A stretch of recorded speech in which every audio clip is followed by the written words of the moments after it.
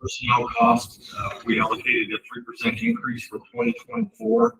Our contract increases, again, this is a topic that will come back around towards the end of this slide deck. And then our inflationary increases, every business leader in this room knows, the prices of goods and services have gone up. At the end of the day, though, DOTComm is asking for a 3% increase. This next slide shows the split between the city and county from a contribution standpoint. Again, for the summary, a 3% increase, no chargebacks coming in. The current year, the cost model shows that allocation shift from the city to the county. So not even a full percentage point going back and forth. But here's the cautionary piece. So be advised, like in 2023, with those continued inflationary pressures on contracts and labor, we're really working hard to contain that right now. So that'll be a conversation as we get past. We've got our June numbers in, so looking at it from 6 plus 6. We're DOTComm going to contain everything that we can. And obviously, it looks like it's going to be a challenge for us. With our oversight committee members, Steve and Lori mainly, if there's any kind of updates or changes as we go through the remainder of 2024 into this forum. And then again in 24 and 25, we don't expect those pressures to ease off anytime soon. So just be advised that that's what we're facing here. Any questions about the budget or the process? We get confusing the Lori. Thumbs up.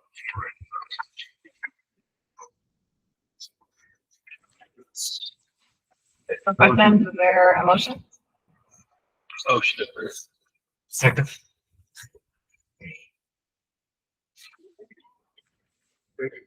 Butler? Yes. Jen? Yes. Connolly? Yes. Curtis? Yes. Ritter? Yes. Thank you. Okay, next is officer nominations and elections. We'll start with the chair. Are there any nominations? I'll nominate Sandy. Are there any other nominations? Seeing none. Should I do yours too? I'll type mine. Okay. Should we take a vote by acclamation for Sandy's? So can we have a motion in a second? I'll second that. Okay. All right, roll call. Butler? Yes. Jen? Yes. Connolly? Yes. Curtis? Yes. Ritter? Yes. All right. We'll now open nominations for vice chair. And I will make a motion to nominate Alyssa. I would second. Butler? Yes. Jen? Yes. Connolly? Yes. Curtis? Yes. Ritter? Yes. I need to, if I may, just to thank Eliza for your services chair last year. You've been in the job for a long time. You came along, we made a lot of progress, and it's a lot of it. It's enough administrative work and a lot going on. Appreciate you stepping up on these and helping. Thank you. You're welcome. Thank you.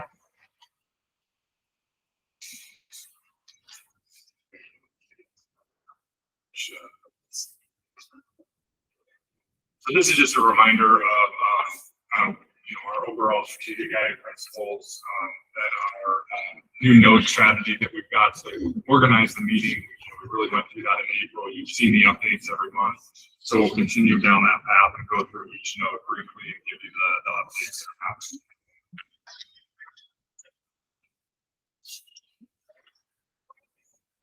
The first node update is the doc. The key initiatives have been migrated to Windows 11. You see updates, a lot of screen password reset stuff that'll keep rolling out.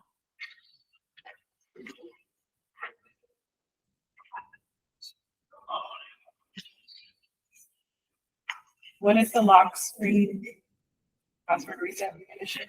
So, you want to fill in or? Sure. Yeah, so, right now, whenever somebody needs to reset their password, they have to call the service desk. The goal behind this product is that when you get to your Windows lock screen, you can see a button you can press to then follow a process to reset your password self-service, without having to make a phone call. So, we're utilizing our Okta product along with the different intermediate fees there to make that happen. What steps does the end user have to take? The steps would be registration into that product before, and then they would either call a phone number or email an email address or secondary email address, which if somebody has a personal phone, maybe not in certain cases, or is next to their office phone that they've registered, they'd be able to reset their password And there. if they don't have either option, They would still call and services. We're not getting rid of the option. So just a lot of people want this, right? Most people self-service their password today before it expires, right? And go through that process. This is just giving you the same option. Because I forgot it or it got reset. and control all the links. And just like other self-service options we've done for ticketing and others, we're taking before and after snapshots to see how effective it is. We're hoping people are kind of used to this in their personal life at this point, right? We're all used to having to log into our bank or other websites and have that secondary email and that sort of thing. So we think it's time to introduce this and let people not have to call them. Yeah, I think it's a great feature. I just come with perspective of the challenges we face in the corrections environment. Yeah, but we're not that. That won't work for us, so. Yep, and they'll still call, and that's fine too. We're hoping to see at least some of those call volume systems. Do you guys have the stats as far as, I know we talked about the percentage of tickets that are password resets is huge. Yeah, and I think the intent, sorry, I'm jumping because I kind of helped with this before, that it's looking at the people that, we're really targeting people who struggle with password resets and obviously corrections. And the idea would be to get the people who can do the self-service that way, and then it should leave it more open for the corrections folks to call. So it should be a win-win on both sides. You guys differentiate between IMS password resets and desktop password resets? We do.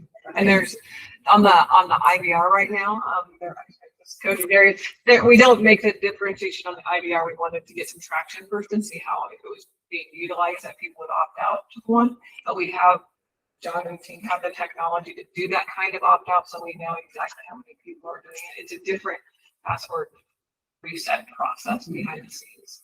So this should take away some of it and then see what's left and what should be targeted next. So I care deeply about password resets.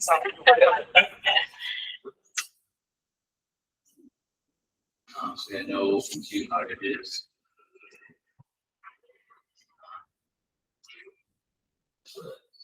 Proactive tickets that were opened by the DOT.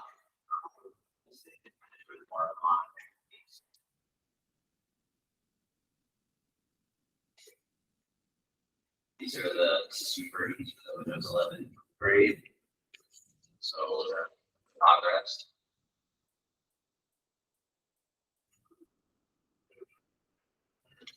Customer sat stuff is good.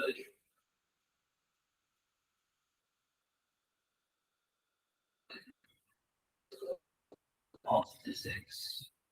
First of all, resolution has been an issue from a data perspective. That number's come down, so we're working with our that blue line at the bottom, we don't like that one. It shouldn't be as high as it is. It isn't as high as it is, but we're getting our data is showing us because of Windows called transfer to our third party, they're showing us drops when they're not. So we'll get a handle on it. We're gonna get that number down to this 9-10% is what we're used to.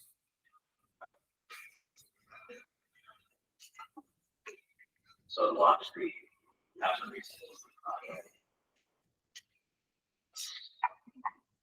Actually, this IRO, a lot of refresh, items a lot of projects, currently a lot of facilities.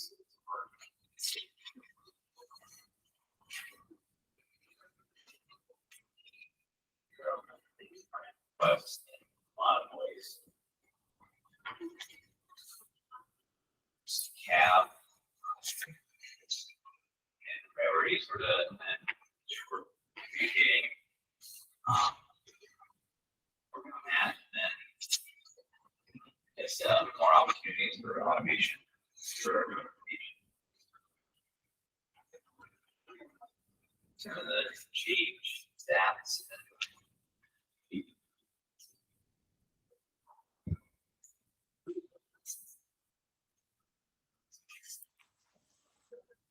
Changes.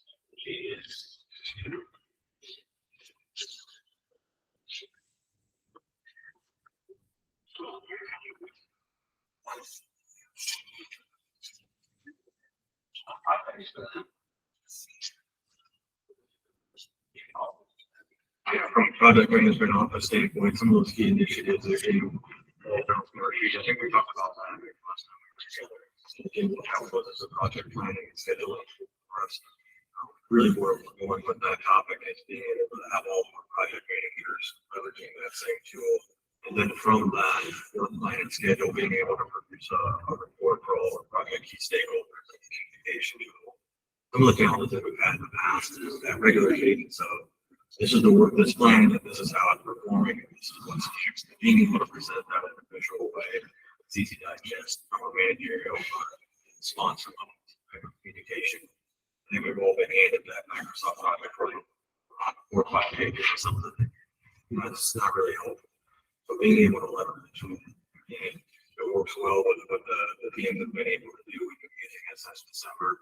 That next piece with the help of Julie and her team was to really refine what that client communication piece looks like. So really excited about that, seeing that come out here this year. So. From an hours perspective, June the project hours, looking back at our historical, we usually see a dip there. It's a large number of individuals that head out on vacation that time. So when we look at the actual forecast for our project hours, half the year's on, sitting right around 50%, with the city being at 54% of their estimated inbound project hours. So that's a number of a change that we've seen this year from years now. So as a balance in our portfolio, I think we're doing pretty good there as far as the way that we've got the city county DOTComm projects balanced out. From a number of requests, and things come in, things go out. In this particular slide, looking at the bottom right, the number of active projects, it's 56, and you can see the distribution of those with 12 teams for shared services, 26 being for the county, and 19 for the city. Maintain that number a little bit higher than we want to see. We'd like to look for a bit of a cooling off period. It doesn't seem to be coming over the next period of time. So again, the cooling off period, the number of planned starts in the next 60 days tells the story there. There's just such a pent-up demand for some of those new projects to get going. And then the companion piece of that is the large number of projects that we anticipate closing here in the next 60 days. So we'll have to watch that as we incorporate into those new efforts as we're closing on them.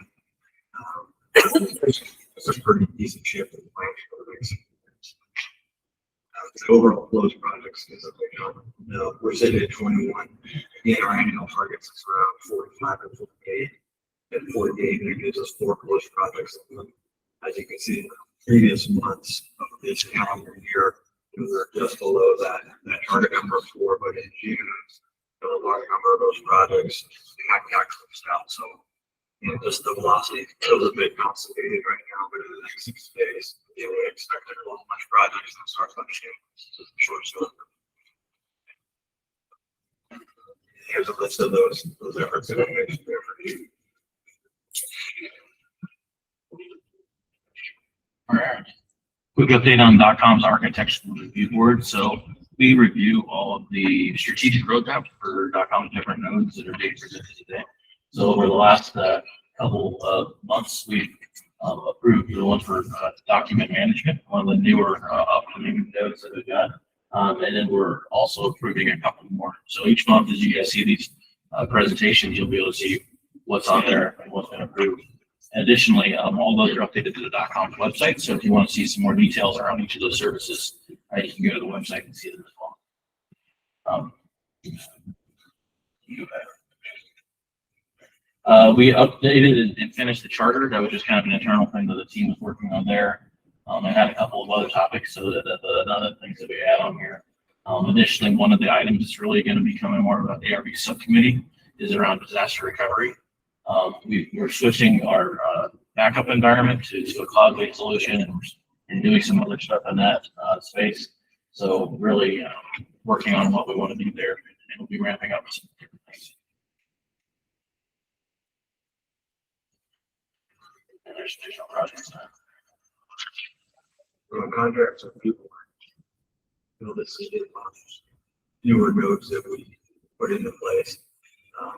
As of the last couple of weeks, really, all that gas be 96 was compliance fees for our subscription-based IT. Working with the county to make sure for the year-end close that they're in good shape. That's consuming quite a bit of time.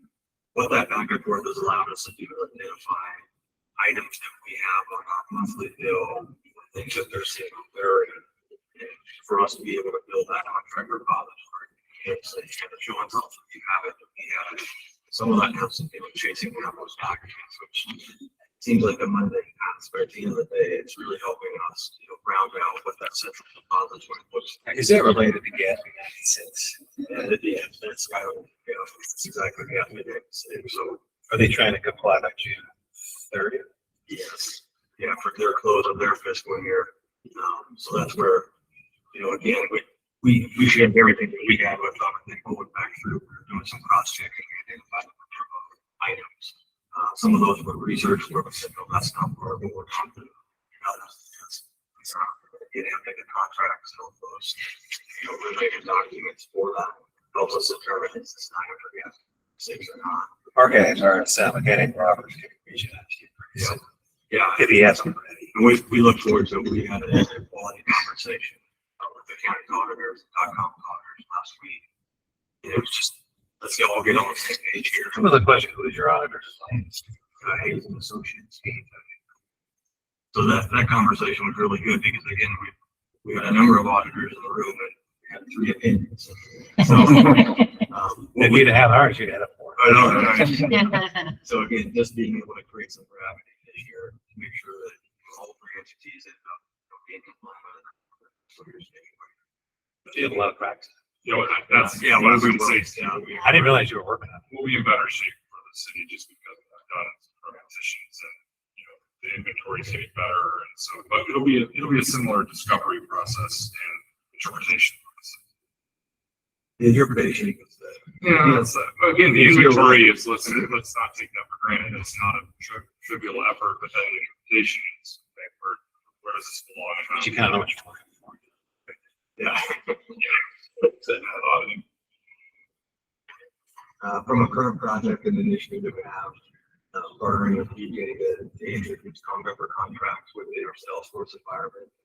Right now, our contract repository is in Salesforce, but leveraging Congo is going to give us the ability to have that managed workflow in there. So we're able to hold those down contracts to get through the redlining process, through our legal reviews for final execution, have it in place for us with all those relevant reporting data elements to include our contract payments over time. So being able to forecast, see what that looks like for us, for contractual obligations. Which will only help with whatever the next requirement is, right? I mean, the better that is, the better that intake outtake, the better we have that inventory down to provide whatever data is needed for the auditors.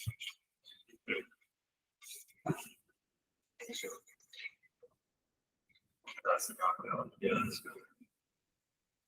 All right, surface delivery conduit. So this is what Jackie owns, and as a reminder, this conduit is what connects all of those orange nodes together. So really, Jackie's goal is to look across the organization and identify areas of opportunity, largely process opportunities, but also across the board.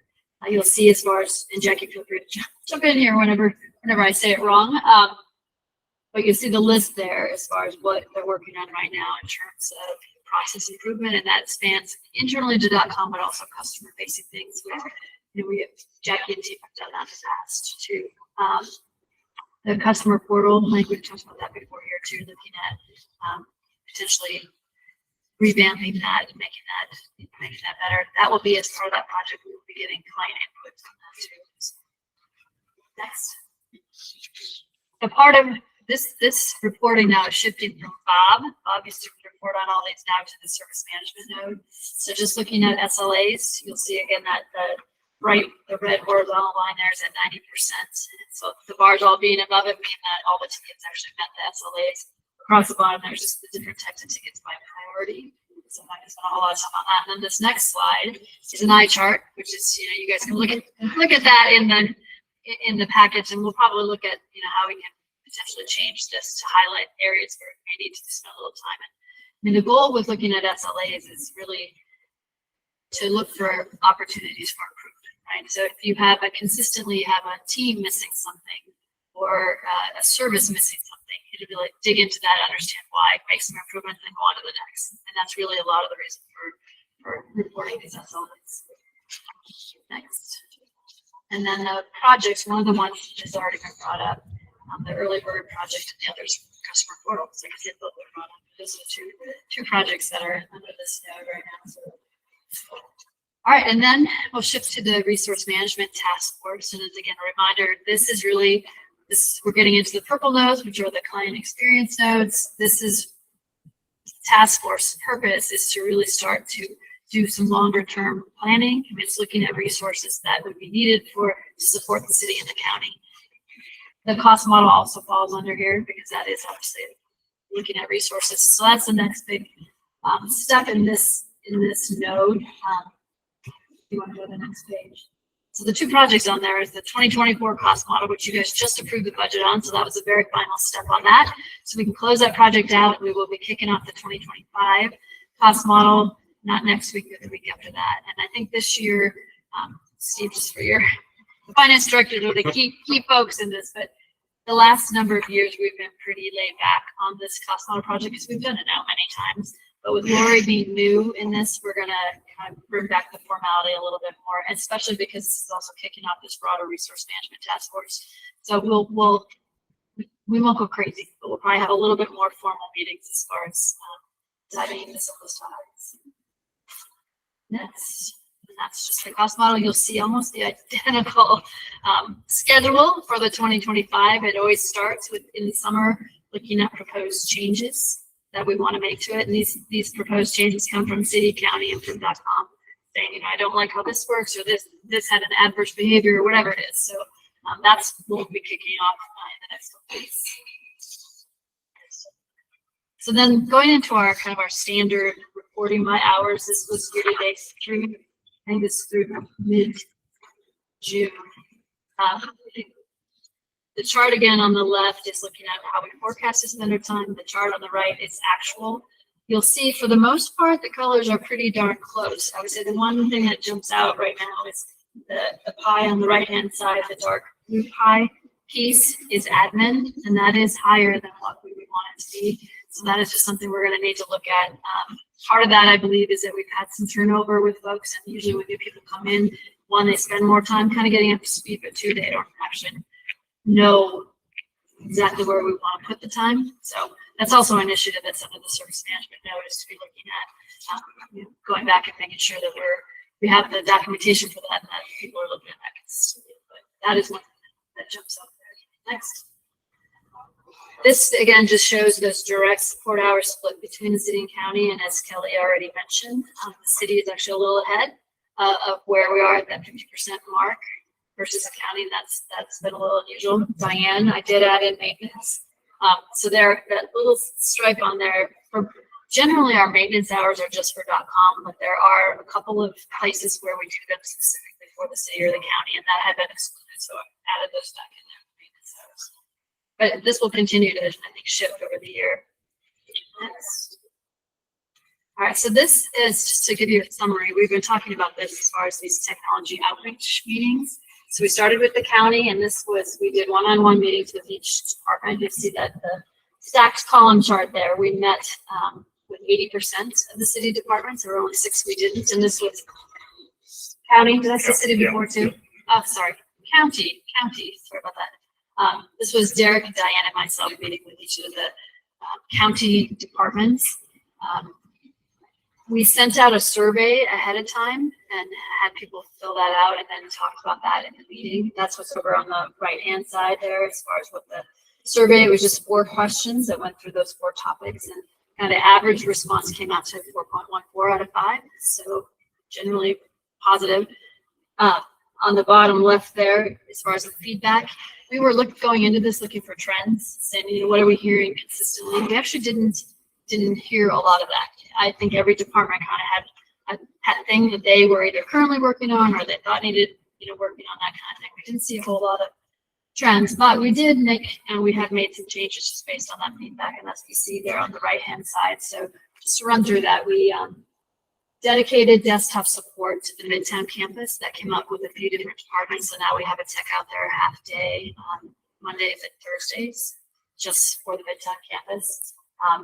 For long-term care, they have, it's a .com employee, chargeback employee that was not there on site. So we've actually moved them to on site because I feel like that was something that was needed.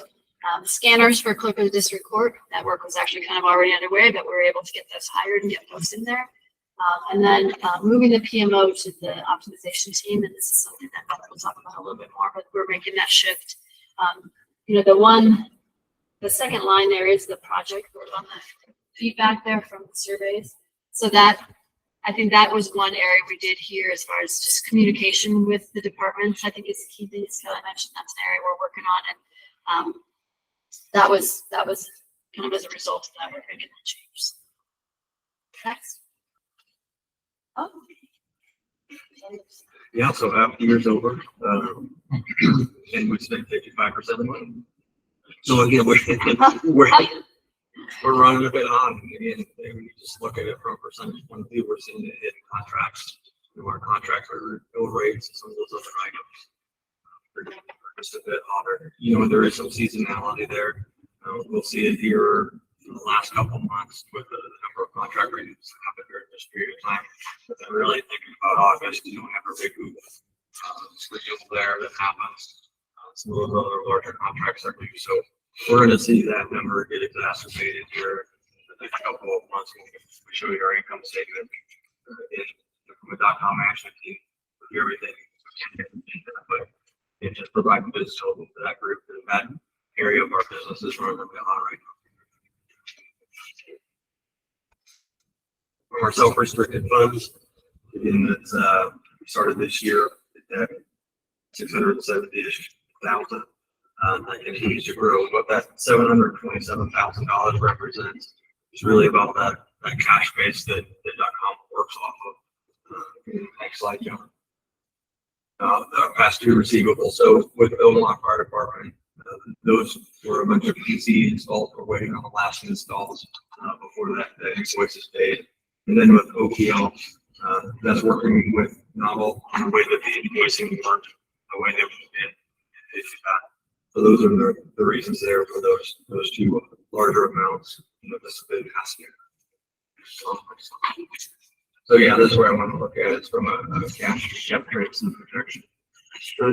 Really what's propping us up is that OTIOs, which we treated self-restricted cash. And so as this summer is going to go on, and as our contractual payments will go out the door, you know, we could see .com's cash, you know, dip below that $1 million and almost sit right on top of where the OCIO money is. So we're again treating that as self-restricted funds. We talked about that money being reserved for capital type purchases that need to be approved, you know, from an oversight perspective. I mean, we're just watching that as kind of a threshold for us as we get closer to. With that, is there any questions that I can answer for you on that topic? Again, it's an item that I want to bring up in this form to this group.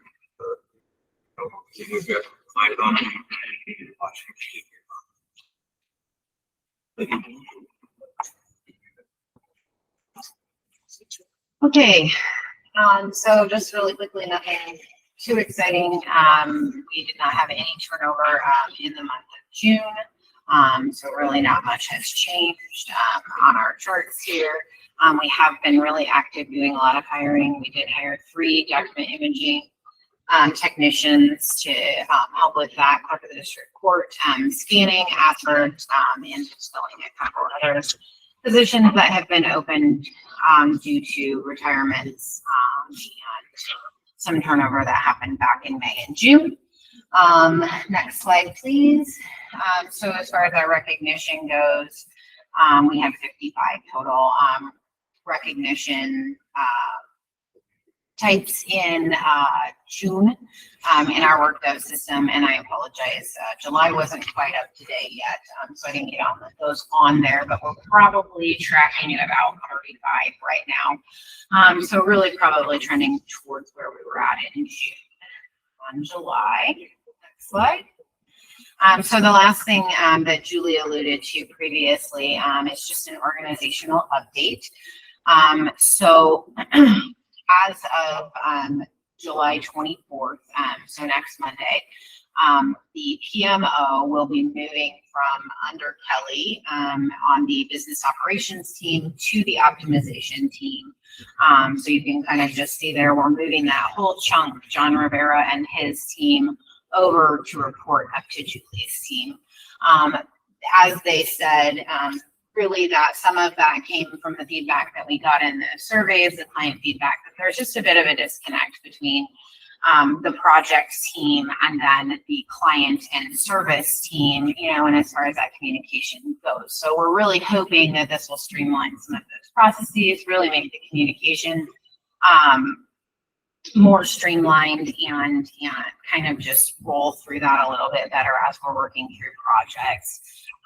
And so that is moving under that team. And then along with that, the resource management task force, Kelly will be taking ownership of that node, and then Julie will be taking ownership of the project management office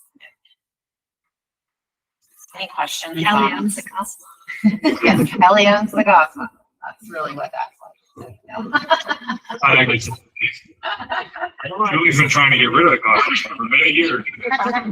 Yeah, but that's where he needed to be there. That's my purpose. I think the irony on the project management office is that it didn't exist 10 years ago, right? We didn't have a project management office. And, you know, Julie kind of started it off for us, and Kelly took it over and built it to what it is. And now we just think it's time for that transition to have it back to that client-facing optimization. So this is all very. All right. On the technology risk management security side, we got a meeting on August 3rd, our first official meeting for the technology risk group. Previously, that was the IT security stakeholders. If you heard me talk about that in the past. So pretty excited. That'll be a quarterly meeting. Quite a large group in there, and we'll see how that goes. One big thing here, we've got an update on a grant year 2020 item. We're issuing purchase orders on $85,000 in security equipment, 50% for Sarpy County, 50% for City and Douglas County.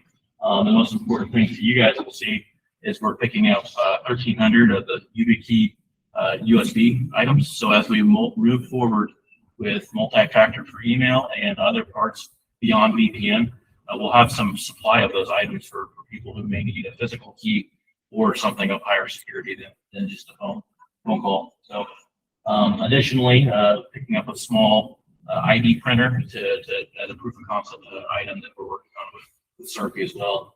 Sarpy County is doing something similar, but instead of having a separate multi-factor card, they're going to use their ID badge as both their photo identification and the multi-factor. So they'll have a wireless item on the desktop that they can use. So the benefit to them there is because they've got their building management and credentialing through one office. They can then do that to all the city county items that they manage. So we've got a lot of different offices that print badges as well as issue physical cards and security system items. So pretty pumped about that. Anytime I can spend money and it's not your guys', it's federal. It's saving. So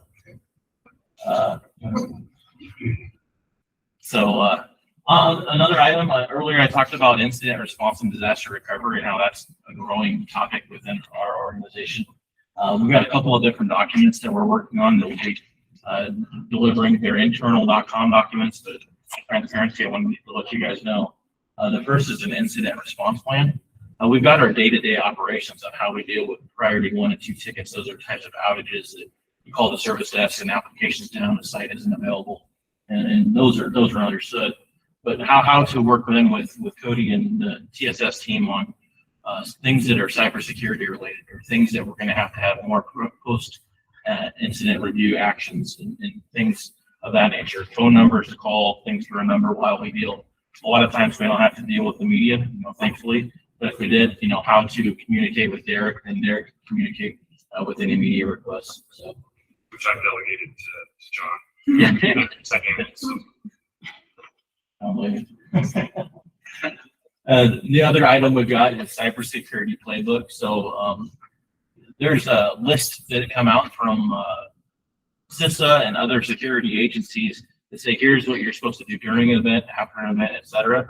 But we wanted to put together a playbook for 5 of the top items that DOTComm has, that we're going to encounter, so that we can show a flow chart of how we would walk through that particular event and provide ourselves reminders for when that type of security event was happening, so that we're on top of things and we follow things more consistent. And I've listed out the 5 areas there. I think the early bird one was already talked about here for Project Queue. The other one we've got is a desktop power user. Essentially, that's just looking at administrative rights in all the environment and making sure everyone's the appropriate role for their job and duties. Yeah, on the ERP task force. So we had our first meeting last month, so where we presented some current state metrics and the potential future roadmap on the side.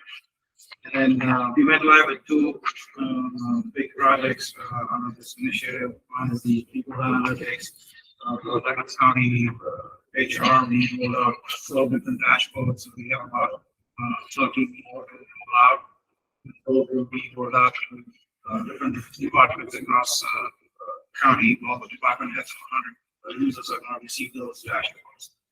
And then the telestop interface for the corrections, we went live with that project. So that will eliminate dual entry for the Oracle side with the big progress there on that side. Our current ERP environment is hosted with a third-party vendor that we contracted for the last 10 years. They are getting out of that hosting business, so we're looking for current Oracle environment to be addressed by the end of this year. So all that planning is in progress right now. So we love those states and share those states with the city and county as soon as that will most likely get cut over in November. From the user's perspective, nothing will change. The same UI will be seamless. So I think we're trying to make it as simple as possible to zero impact on the user side. And then on the info side, we're kind of building a roadmap on moving the info from single tenant to multi-tenant. So that's coming up in the next couple of years. So that will be a big change on that side as well. And then we are also looking to upgrade our workforce time and attendance systems to this. So, any questions I can answer them. So we have your projects and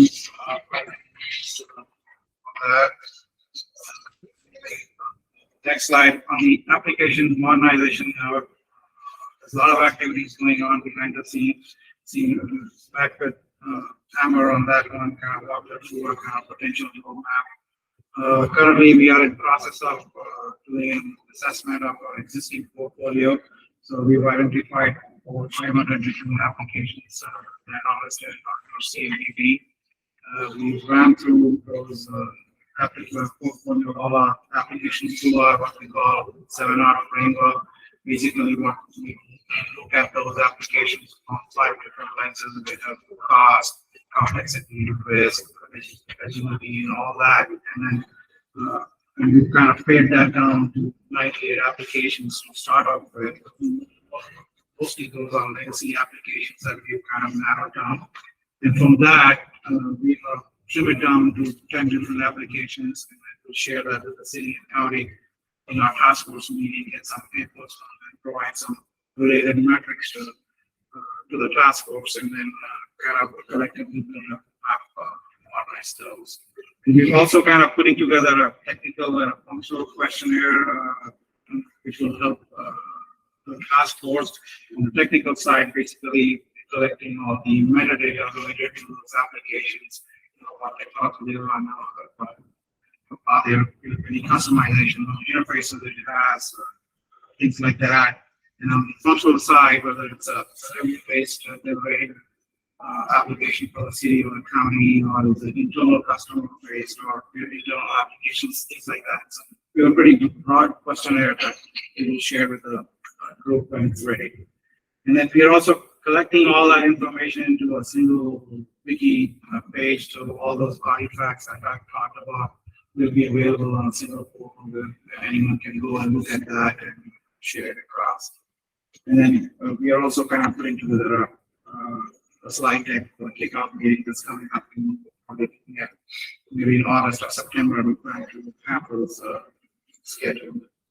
And as a part of the modernization task force, we have kind of automated. So we are building a new OMS system for understanding corrections, and we also have an existing OMS that's running. It's kind of very fragile. We do not want to touch it. So on the reporting side, we've automated the back-end reporting of that one, which syncs up to the existing one and also syncs up to the new one, the one that we are building. So we have a real-time data available on the new system as we are building it, so they can look at both the systems as we are kind of building that new system for the corrections. And then we are also looking to do a change data capture, dual data sync between our cloud environment and our current mainframe. So as we are modernizing these applications, our kind of timeline is about 5 or 7 years. So this bridge will help us harness that data as we are modernizing these applications. Next slide, please. Those are some of the existing modernization projects that we have. And then we have a lot of them currently in flight. We have about 26 projects on the app side that we are currently in flight. Kelly alluded earlier, we have quite a few in our pipeline.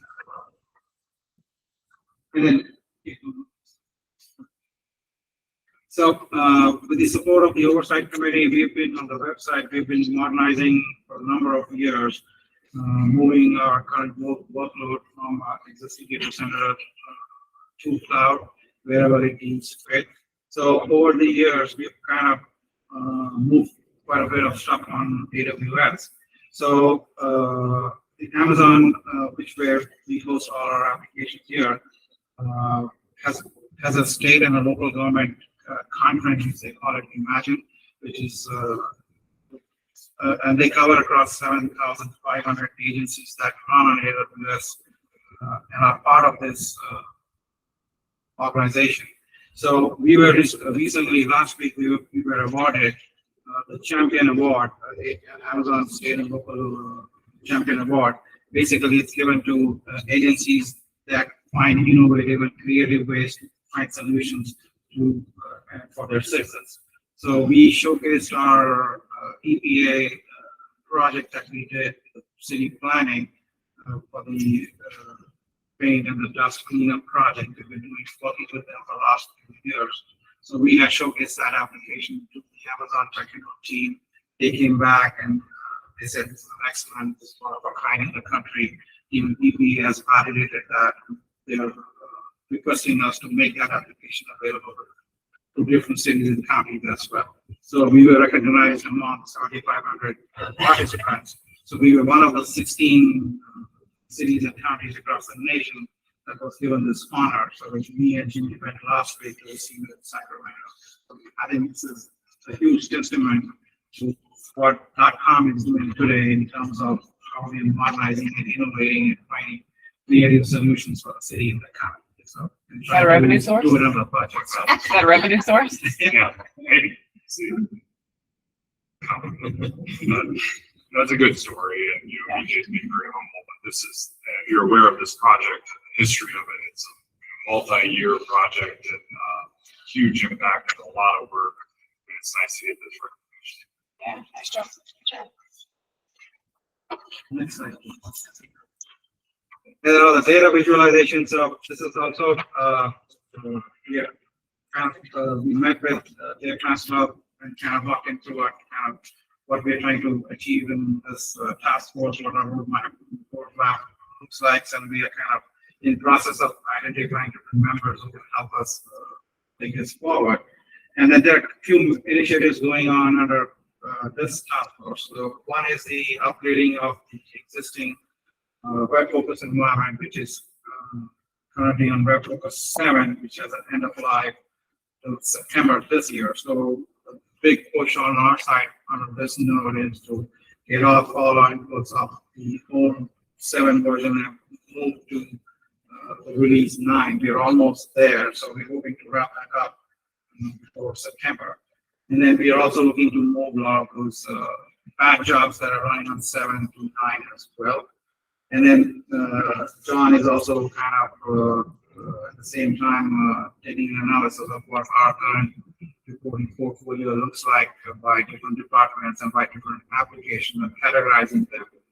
Based on that, even we will take those reports under the same R framework and then identify which are the potential candidates. We can kind of move into our the ETL pipeline that we are also is on our roadmap. That ETL pipeline ties to our application modernization as well. Because a lot of that data does come from the application modernizing, so they will feed into this pipeline for the reporting side as initiative.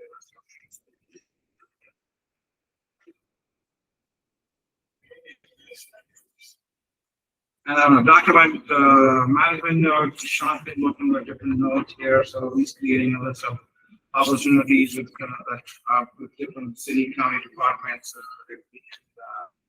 Move them from their current paper-based records to file on the latest fresh kind of applications.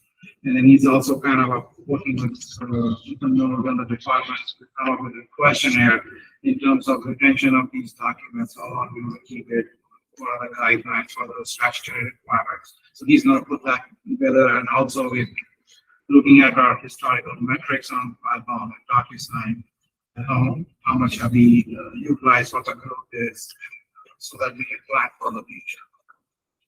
And then document management team also is putting together one pager which focuses on the operation, FileBound, how this solution can be useful for different cities, county departments.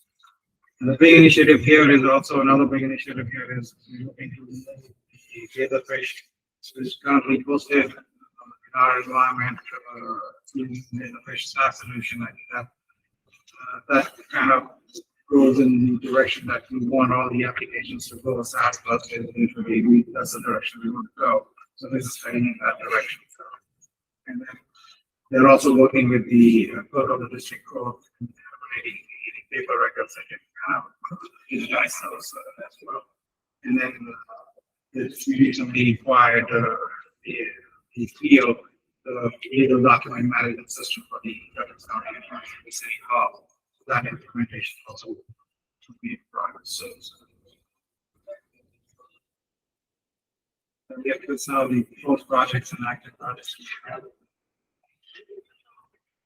Any questions for me? All right, and last on here is Got a question? questions. Actually, not a question, but I really want to recognize the wonderful work you've done. Being out of the 7,000, you're the top 60. For a soccer game, that's huge. Also, from a citizen perspective, I think it brings kind of recognition to DOTComm, to our city, to our county, and also to the citizen as a whole. So I think that's I offer it also Derek. He's been very supportive of that and these initiatives and pushing for this one. And just to add, this is our fifth actual recognition. In 2016, 2017, 2018, 4 years in a row, we won the City on a Cloud Challenge on the AWS on the innovation side. So this is a big one. So I think the team deserves all credit that it created well. And also, I think for the really high quality digital government service is actually the attraction for business to come to the city, and because they know that nowadays you cannot really do your work, live a quality life without technology services. So having that, to me, is also bring economic impact to our community. It's pretty, BJ's not going to go on and on forever, but one of the things that was interesting at this conference, we saw an opportunity a decade ago to go to the cloud, right? And it was very controversial at the time, right? It was, hey, are you sure you want to do that for the security and all those things? And we just saw, no, we said, actually, we'll improve our security, we'll improve our flexibility. And when BJ, got the opportunity to go meet with all these folks out in California, he was a busy guy, right? Because a lot of people wanted to hear, how did you do that? And not only that, it's not just this EPA initiative. Well, that's what the award was for, but there's a whole bunch of things that we're doing, or thinking about doing, that a lot of people latched onto. So it's nice to know. It's a good validation and also a nice motivation to keep pushing, trying to find new ways. That is correct. So I think Derek and I were talking about the same thing, is that a lot of cities and counties come to these conferences, they present one big mega project that they did. But when we look at our portfolio, the last 10 years, we've done more than 50 ones across city and county. City and county gives us a unique opportunity to work on different challenges with limited budget, so we can come up with creative ways to know our solution. That's great.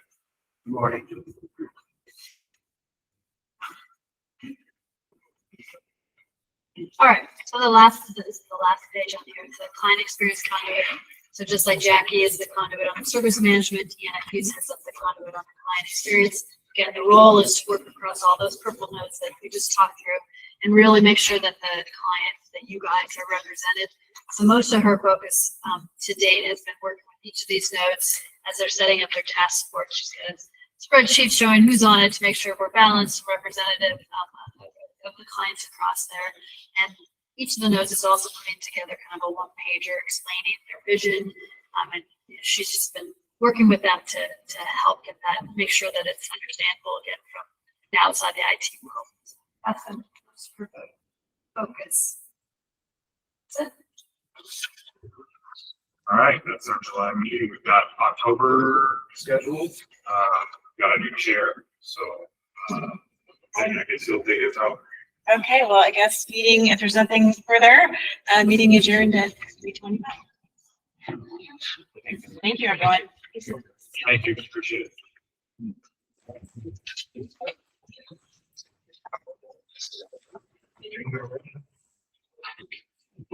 I saw your notes. Uh-huh.